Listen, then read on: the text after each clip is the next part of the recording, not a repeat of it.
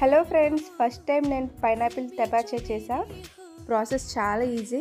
First pineapple crown తీసేసి ఒక బౌల్లో వాటర్ తీసుకొని 1 spoon salt, 1 spoon baking soda వేసుకొని ఇవి కరిగిన తర్వాత పైనాపిల్ని ఇందులో డిప్ చేసుకోవాలి. ఇలా చేస్తే పైనాపిల్ పై నుండి డస్ట్ అంతా పోతుంది.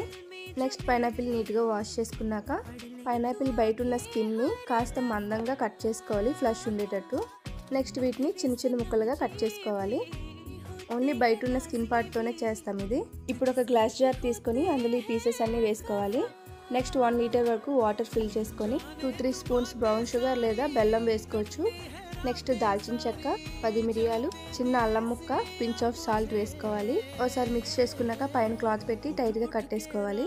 దీన్ని 2 డేస్ తర్వాత ఓపెన్ చేస్తే ఇలా పైన మనకు ఫోమ్ కనిపిస్తుంది. దీన్ని ఫిల్టర్ చేసుకుని బాటిల్లో వేసి ఫ్రిడ్జ్లో పెట్టుకొని తాగితే సూపర్.